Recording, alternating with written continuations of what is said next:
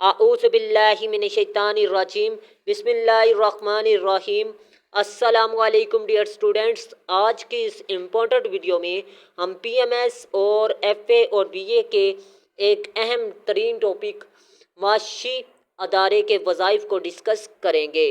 तो आप लोगों ने लाजमी इस वीडियो को आखिर तक वॉच करना है। और इसके अलावा ये भी बताऊंगा कि आपने इस सवाल को लिखना कैसे है। सबसे पहले बात करते हैं जी तारुफ की। तो तारुफ में आपको बता दूं, सबसे पहले तारीफ आपने लिखनी है।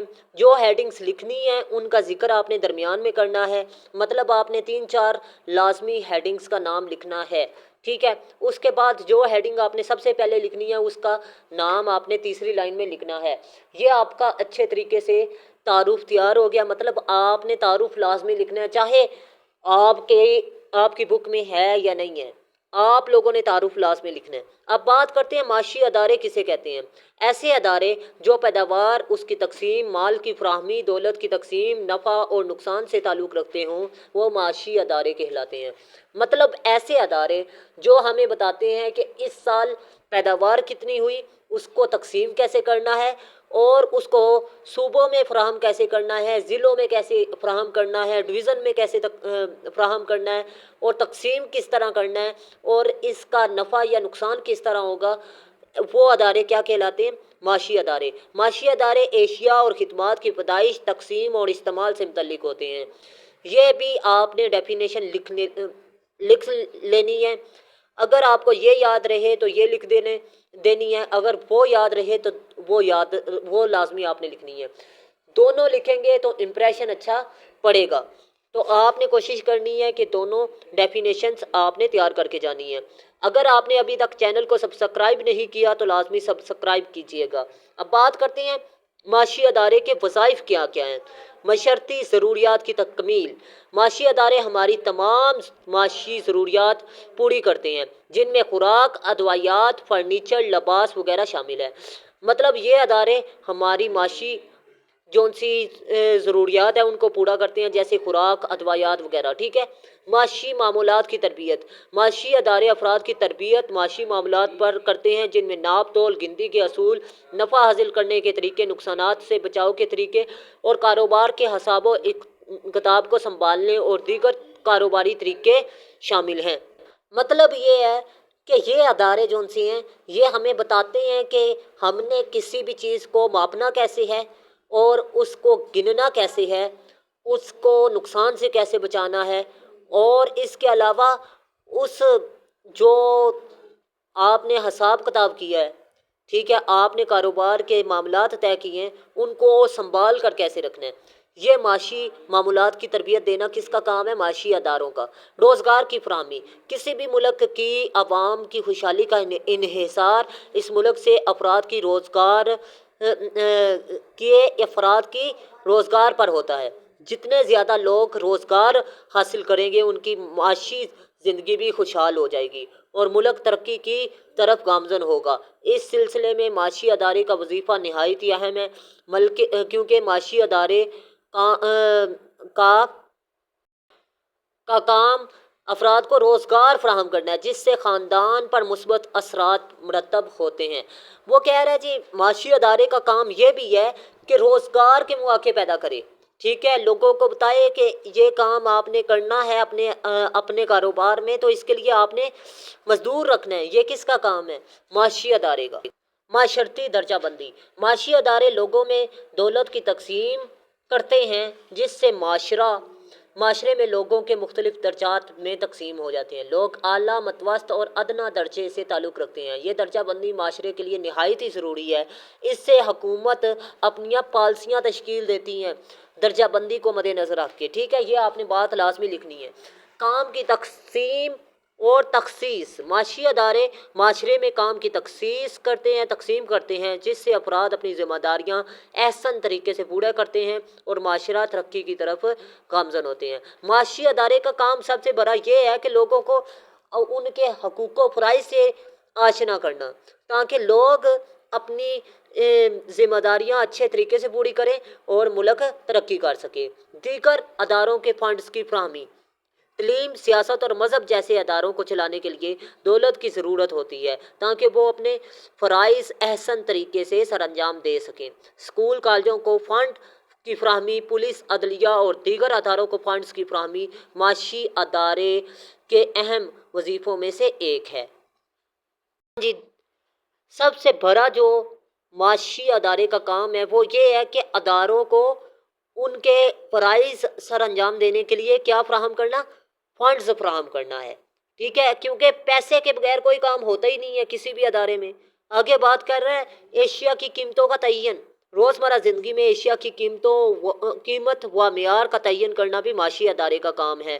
مہنگائی، بے روزگاری کی نشاندہی کرنا بھی اسی ادارے کی ذمہ داری میں سے ایک ذمہ داری ہے، ٹھیک ہے۔ آپ کو یہ پتہ ہونا چاہیے کہ معاشی ادارے کے فرائض یہی ہیں، ٹھیک ہے۔ اگر آپ سے یہ پوچھ لے معاشی ادارے کے فائل لکھیں یا فرائض لکھیں یا وظائف لکھیں، آپ نے یہی جواب لکھنا ہے، ٹھیک ہے۔ وراثتی جائیداد اور کاروبار کی تقسیم۔ متوفی کے ورثہ میں جائیداد و کاروبار کی تقسیم کا سلسلہ بھی معاشی ادارے کی تقسیم سے لاگو ہوتا ہے۔ وراثت کے اصول میں معاشی معاملات حاصل کیے جاتے ہیں جس سے افراد بڑے تصادم و مسائل سے محفوظ رہتے ہیں۔ افراد بڑی جائیداد کاروبار کی تقسیم بآسانی کر لیتے ہیں۔ مطلب یہ ہے کہ معاشی ادارے کا کام یہ ہے کہ اگر کوئی بندہ متوفی فوت ہو جاتا ہے تو اس کے ورثہ میں منصفانہ تقسیم کرنا اس کی جائیداد کی، تاکہ وہ لوگ آپس میں لڑائی جھگڑے سے محفوظ رہ سکیں۔ یہ بات آپ نے سمپل الفاظ میں لکھ دینی ہے۔ شخصی خواہش کی پرورش۔ معاشی ادارے افراد میں شخصی خواہش پیدا کرتے ہیں۔ جو لوگ زراعت میں مشغول ہیں وہ عام طور پر کم خرچہ، ظاہر بینی اور مبالغہ آمیز ہوتے ہیں۔ استذاء اکرام اکثر نرم مزاج اور مثبت طبیعت کے مالک ہوتے ہیں۔ اس قسم کے خواہش معاشی ادارے میں رہ کر افراد میں پرورش پاتے ہیں۔ مطلب یہ ہے کہ یہ جو ان سے شخصی خواہش کی پرورش کرنا یہ معاشی ادارے کا کام ہے، کہ اس کا کام ہے اگر کوئی زراعت سے وابستہ لوگ ہیں تو ان کو محنت اور سچی لگن کے ساتھ محنت کرنے کی تلقین کریں، اور اگر کوئی دکاندار ہے تو اسے ایسی چیزیں خریدنے پر آمادہ کریں جو سستی اسے ملے اور وہ زیادہ سے زیادہ فائدہ حاصل کر سکے۔ اب ایک اہم ترین بات بتا دوں کہ یہ جو سا سوال ہے یہ الگ نہیں ہے بلکہ سیم ہے، ٹھیک ہے، لیکن یہ دوسری بک میں سے ہے۔ آپ نے صرف اور صرف کچھ پوائنٹ اس کے لکھنے ہیں اس سوال میں مکس کر کے، لیکن پوائنٹ آپ نے ریلیونٹ اور ٹو دا پوائنٹ اور بالکل ٹھیک لکھنا ہے، ٹھیک ہے۔ پیدائش دولت، اب یہ پوائنٹ بھی آپ معاشی ادارے کے وظائف میں لکھ سکتے ہیں، لیکن اس سے پہلے میں آپ کو بتا دوں ماہرین معاشیات کے مطابق معاشی ادارے کس کے متعلق ہوتے ہیں؟ پیدائش دولت کے متعلق ہوتے ہیں، تقسیم دولت کے متعلق ہوتے ہیں، تبادلہ دولت کے متعلق ہوتے ہیں، استعمال دولت کے متعلق ہوتے ہیں۔ پیدائش دولت کی بات کرتے ہیں۔ سب سے پہلے معاشی ادارے کا سب سے اہم کام یہ ہے کہ دولت کو پیدا کرے۔ مثال کے طور پر زرعی معاشرے میں زرعی خام مال وغیرہ کی پیدائش کرنا۔ کوئی شخص گندم، کپاس، مونگ پھلی یا کوئی دوسری جنس اگاتا ہے تو در حقیقت دولت کی پیدائش ہوتی ہے۔ صنعتی معاشرے میں دولت کی پیدائش اس وقت ہوتی ہے جب خام مال کو مصنوعات میں تبدیل کرتے ہیں۔ ان تمام معاملات کا تعلق پیدائش دولت سے ہوتا ہے۔ دوسرے لفظوں میں اگر بات کریں تو معاشی ادارے کا کام یہ ہوتا ہے کہ زیادہ سے زیادہ لوگوں کو کہا جائے کہ وہ جو کام کر رہے ہیں ان کو محنت سے اور زیادہ سے زیادہ کریں، کیونکہ یہ پیدائش دولت کا سبب بنتا ہے۔ اسی طرح کہا جا سکتا ہے کہ معاشی ادارے پیدائش دولت کا سبب بنتے ہیں۔ اب ایک اور اہم بات بتا دوں، اگر آپ لوگ CSS، PMS اور تحصیلدار کے ایسے کی تیاری کے حوالے سے پریشان نظر آ رہے ہیں تو آپ لوگوں کو یہ بتا دوں کہ آپ لوگ میرے نوٹس میں سے تیاری کریں، آپ لوگوں کا پیپر 100% کلیئر ہو جائے گا۔ اب آپ کو بتا دوں کہ یہ جو ان سے نوٹس ہیں یہ آپ کو 600 ایسے میں ہیلپ آؤٹ کریں گے۔ اب 600 ایسے میں کس طرح ہیلپ آؤٹ کریں گے میں آپ کو بتا دوں کہ ڈسکرپٹیو ایسے جو ان سے ہے، ڈسکرپٹیو ایسے وہ مسائل پر آتا ہے، اور مسائل پر جب بھی ایسے آ جائے تو اس میں آپ نے ایفیکٹس لکھنے ہوتے ہیں، کوزز لکھنے ہوتے ہیں، سولوشنز لکھنے ہوتے ہیں، پریزنٹ سچویشن بھی لکھنی ہوتی ہے۔ مطلب یہ ہے کہ میں نے ایسے کوزز اٹھائے ہیں ٹاپک وائز جو کہ موسٹ ریلیونٹ ہوں گے، ٹھیک ہے۔ اور فرض کر لیں کہ میں نے ایسے کے نوٹس جو سی ہیں یہ چھ تھیمز پر لکھے ہیں۔ ایک وومن کا ایسے، ایک ڈیموکریسی کا ایسے، ایک ایجوکیشن کا ایسے، ایک سوشل ایولز کا، ایک کرنٹ افیئرس کا، اور ایک سائنس کے مسائل پر ایسے ہے۔ مطلب یہ 6 تھیمز ہیں جن میں سے ایسے ہر سال آتا ہے۔ ڈیموکریسی میں آپ کو بتا دوں political polarisation, problems of law بھی شامل ہے جی، ٹھیک ہے۔ یہ اس طرح کے ایسے کے نوٹس ہیں جو کہ اگر آپ لوگ تیار کر لیتے ہیں تو آپ لوگوں کا ایسے کا پیپر پاس ہو جائے گا، ٹھیک ہے۔ اور یہ سی ایس ایس کوالیفائر ٹیچروں سے چیک شدہ ہوں گے۔ انٹروڈکشن جو ہے اس میں آپ نے تھوڑی سی تبدیلی کرنی ہے، کنکلوژن میں آپ نے تبدیلی کرنی ہے، اور اس کے علاوہ آپ نے فیکٹس اینڈ فگر اور کوٹیشن جو ہے ریلیونٹ تیار کرنی ہے۔ باقی آپ لوگوں کو یہ ٹریننگ سکھائی جائے گی اپنے ٹیسٹ سیشن کے دوران کہ آپ لوگوں نے مٹیریل کو تیار کیسے کرنا ہے۔ اگر آپ لوگ انٹرسٹڈ ہیں تو موسٹ ویلکم۔ اگر کوئی چیز سمجھ میں نہیں آئی تو اگین ویڈیو واچ کیجیے گا، انشاءاللہ آپ کو سمجھ آ جائے گی۔ اگر پھر بھی نہیں سمجھ آتی تو تھرڈ ٹائم آپ نے ویڈیو کو لازمی سماعت کرنا ہے تاکہ آپ کو اچھے طریقے سے میری بات سمجھ میں آ سکے۔ تو چلتے ہیں جی نیکسٹ، لیکن اس سے پہلے میری ریکویسٹ ہے کہ اگر آپ نے ابھی تک میرے چینل کو سبسکرائب نہیں کیا تو لازمی سبسکرائب کیجیے گا، اگر ویڈیو کو لائک نہیں کیا تو لازمی لائک کیجیے گا، دوستوں کے ساتھ لازمی شیئر کیجیے گا، کیونکہ آپ لوگوں کے لیے بہت ہی محنت سے میں ویڈیوز بناتا ہوں۔ آپ لوگوں نے صرف اور صرف لائک اور سبسکرائب اور ویڈیو کو شیئر کرنا ہوتا ہے۔ ایک ویڈیو بنانے میں تقریباً 3 سے 4 گھنٹے لگ جاتے ہیں، کیونکہ ایک ویڈیو کو بنانے کے لیے ایک مٹیریل اکٹھا کرنا پڑتا ہے، اس کے بعد اس مٹیریل کو ریکارڈ کرنا پڑتا ہے، ریکارڈ کرنے کے بعد سیو کرنا پڑتا ہے، سیو کر کے اپلوڈ کرنا پڑتا ہے، اپلوڈ کرنے کے بعد تھم نیل ٹیگز اور اس کے علاوہ بہت زیادہ چیزیں ہوتی ہیں جو کہ میں نے ایک ویڈیو میں ایڈٹ کرنی ہوتی ہیں۔ آپ نے صرف اور صرف واچ کیا اور لائک اور شیئر کرنا ہوتا ہے، تو لازمی لائک اور شیئر کیجیے گا تاکہ میری بھی حوصلہ افزائی ہو سکے، تاکہ میں مزید آپ لوگوں کے لیے اس طرح کی ویڈیوز بناتا رہوں۔ تو چلتے ہیں جی نیکسٹ اپنے لیسن کی طرف۔ تقسیم دولت میں آپ کو بتا دوں یہ پوائنٹ آپ نے کٹ کرنا ہے کیونکہ یہ میں آپ کو پہلے ہی پڑھا چکا ہوں، اور یہ لاسٹ ٹائم میں نے جو پوائنٹ پڑھایا ہے تقسیم دولت کا آپ کو بتا دوں یہ ہے جی پوائنٹ کام کی تقسیم و تخصیص۔ آگے ہے جی تبادلہ دولت۔ دولت کی تقسیم کے بعد دولت کا تبادلہ کیا جاتا ہے۔ مثال کے طور پر اگر زرعی معاشرے میں دیکھا جائے تو ایک کسان اگر گندم پیدا کرتا ہے تو وہ خود مختار ہو جاتا ہے، لیکن اس کی روزمرہ زندگی میں صرف گندم کی ضروریات ہی نہیں پڑتی بلکہ لباس، جوتا، رہائش اور تعلیم و تربیت بہت سی اشیاء کی ضرورت پڑتی ہے، لہٰذا وہ اپنی دولت گندم کے بدلے کوئی دوسری چیز خریدتا ہے، یا در حقیقت وہ دوسرے افراد سے دولت کا تبادلہ کرتا ہے جو کہ کوئی دوسری چیز پیدا کر رہے ہوں۔ پہلے دور میں بارٹر سسٹم ہوتا تھا، مطلب یہ چیز لے لو اور دوسری وہ چیز دے دو، ٹھیک ہے، جس میں دولت کا تبادلہ ہوتا تھا، ایشیا کے بدلے ایشیا کا تبادلہ کیا جاتا تھا، لیکن اس کے بغیر کرنسی کی آمد سے دولت کا تبادلہ آسان ہو گیا اور کرنسی کے تبادلے کا ذریعہ بنا لیا گیا۔ مطلب یہ ہے کہ آج کے دور میں اتنے پیسے دو گے تو یہ چیز ملے گی، اگر آپ 3 لاکھ روپیہ دیں گے فرض کر لے تو سونا آپ کو ملے گا۔ تو یہ ہے تبادلے کا نظام۔ مطلب یہ ہے کہ معاشی ادارے کا یہ بھی کام ہے کہ تبادلے کی دولت کے تبادلے کا بندوبست بھی کرنا یہ معاشی ادارے کا کام ہے، ٹھیک ہے۔ آگے بات کرتے ہیں استعمال دولت۔ ان تمام مراحل کے بعد دولت کی تقسیم کا مرحلہ آتا ہے۔ جب دولت افراد کے پاس آ جاتی ہے تو وہ پھر اس کو استعمال میں لاتے ہیں۔ انسان اپنی دولت کو استعمال کرنے میں ضروریات کو مد نظر رکھتے ہیں۔ سب سے پہلے بنیادی ضروریات تکمیل دولت کو خرچ کیا جاتا ہے، مثلاً خوراک، لباس اور رہائش وغیرہ۔ جب بنیادی ضروریات پوری ہو جائیں تو انسان ثانوی ضروریات مثلاً تعلیم کا حصول وغیرہ کی طرف رجوع کرتا ہے۔ جب ثانوی ضروریات بھی پوری ہوتی ہیں تو انسان آسائشات کی طرف جاتا ہے۔ مطلب یہ ہے کہ انسان دولت کا استعمال کرتا ہے سب سے پہلے دولت کس طرح کہ پہلے بنیادی ضروریات کو پورا کرتا ہے، پھر اس کے بعد ثانوی ضروریات کو پورا کرتا ہے جی، پھر اس کے بعد تیسری بات پہ کہ وہ اپنی عیش کو ترجیح دیتا ہے۔ میں نے موبائل لینا ہے، آئی فون لینا ہے، یہ کیا ہے جی، یہ آسائشات میں آ جاتا ہے جی۔ کام کی تقسیم کار۔ معاشی ادارے میں کام کی تقسیم کار عروج پر ہوتی ہے۔